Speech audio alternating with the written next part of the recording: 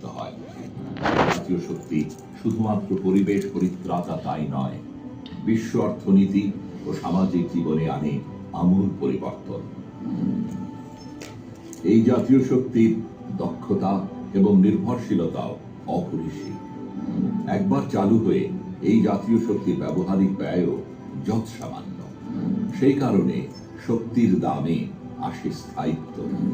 জীবাশ্ম জ্বালানির দাম ক্রমাগত বাড়ার ফলে যে ভৌগোলিক তথা কূটনৈতিক ঝুটঝামেলা সৃষ্টি হয় তারও নিরসন করে এই পুনর্ব্যবহারযোগ্য শক্তি।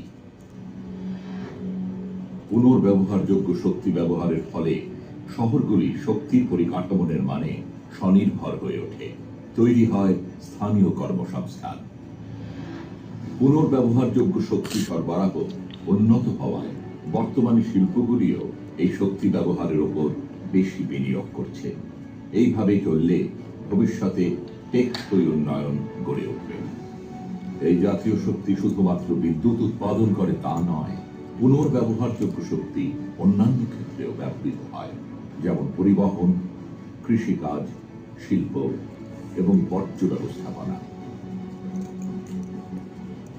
বিশ্বের মোট শক্তির মাত্র 17% ব্যবহৃত হয় বিদ্যুৎ উৎপাদনে ও অন্যান্য দৈনন্দিন কাজে।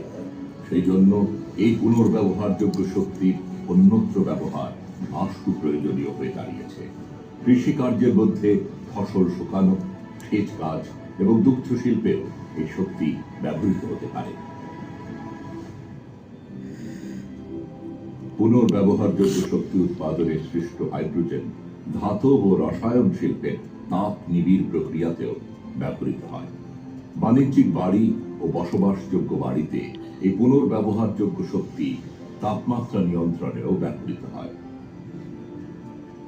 উদাহরণ: সৌর জলের হিটার, বয়লার, হিট পাম্প এবং প্রাকৃতিক শীতলীকরণ ব্যবস্থা। যানবাহন বা পরিবহন ব্যবস্থার ক্ষেত্রে বিশ্বের ক্রমবর্ধমান বৈদ্যুতিক গাড়ির বিদ্যুতের চাহিদা মেটাচ্ছে পুনর্ব্যবহারযোগ্য শক্তি